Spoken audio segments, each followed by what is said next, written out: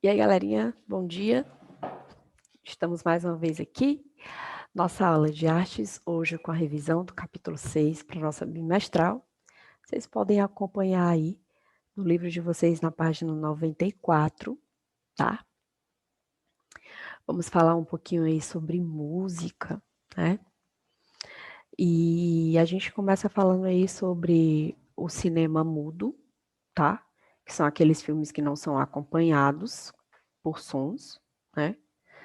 Não tem música, não tem diálogo, não tem sonoplastia atrelados às imagens, né? E até o fim da década de 30, por questões tecnológicas, a maioria dos filmes produzidos no mundo eram mudos, tá? E aí, só que nessa época, o que é que acontecia, né?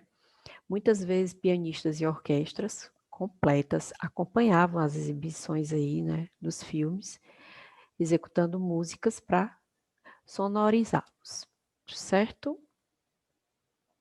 Mas afinal, o que é o som, né, gente? Sabemos que o som é produzido a partir de uma vibração de um corpo, quando jogamos uma pedra na água, por exemplo, né? Podemos ver o seu impacto, que vai gerar aí pequenas ondas e vai se propagar, da mesma forma como a gente vai bater num gongo e o impacto aí vai provocar aí ondas no ar, que a gente não pode ver, mas a gente vai escutar. E isso é o som, certo? Vamos para os elementos, né? Vamos classificar aí. Eu preparei aqui para a gente.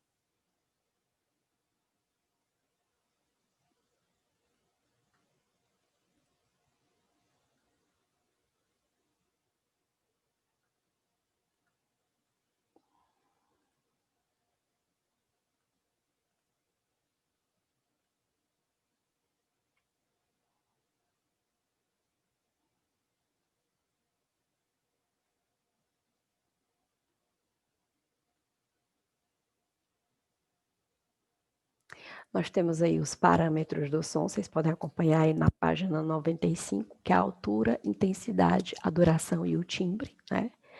A, a altura é quando eu tenho um som grave ou um som agudo, né? Um som baixo ou um som alto. A intensidade é quando ele é forte ou quando ele é fraco. A duração é se ele tem aí o som quando ele é curto ou quando ele é longo. E nós temos o timbre, que é a identidade, é a personalidade aí, é a cor do som, tá? A música ela pode ser considerada de uma forma aí, uma forma de organizar, né, a escuta dos sons. Ao compor, por exemplo, um músico pode determinar quais os sons devem ser executados, né? Qual a altura, qual a duração, qual a intensidade, né? E uma das formas de representar essa ordenação aí é por meio da escrita, tá? E aí é onde entra o quê? A partitura, que a gente pode acompanhar aí na página 96. A partitura é o registro escrito completo de uma música. São estruturas em pentagramas, tá? Que são grupos de 5 linhas. A gente pode observar aqui que tem 5 linhas, 1, 2, 3, 4, 5 linhas, ó. Certo? Esse sistema de escrita musical tem como base as notas musicais, que são representadas por pequenas formas arredondadas, acompanhadas de hastes, que os símbolos, ó. As hastes, certo? As pausas, por sua vez, são representadas por diferentes figuras.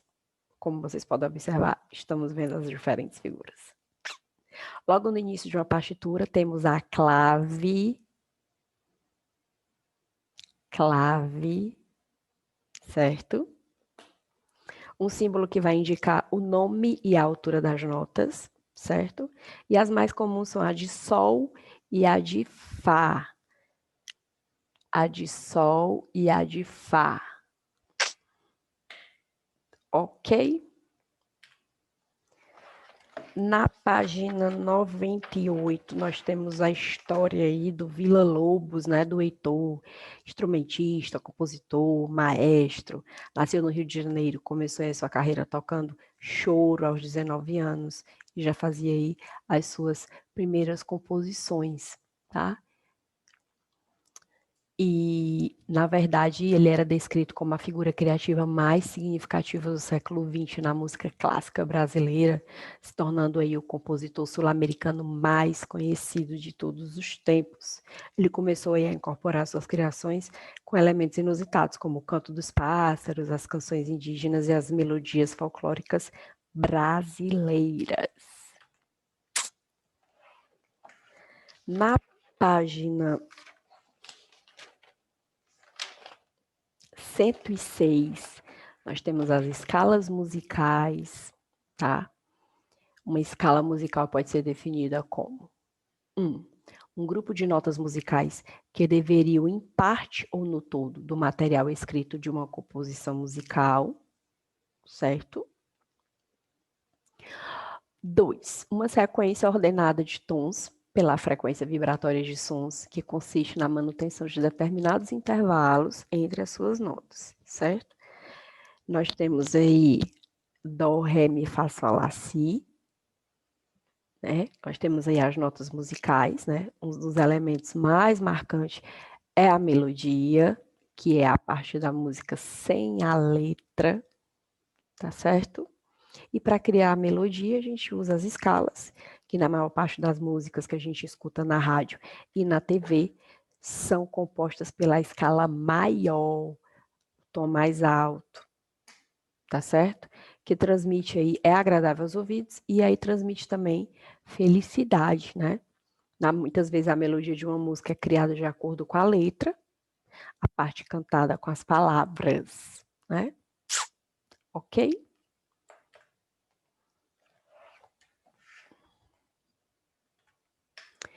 E na página 107, nós temos aí o manosolfa, que é um método de solfejo, técnica que auxilia o aprendizado nas notas musicais, né?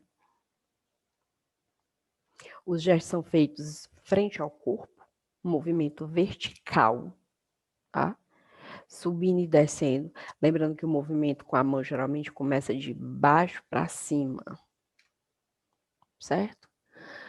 É a forma gestual das mãos de indicar as funções melódicas, né? Ou as alturas por relação intervalar entre notas, das notas entoadas por um cantor ou um grupo de cantores, e é através desse meio aí que não é necessário o uso de material escrito para comunicar a altura dos sons que devem ser executados.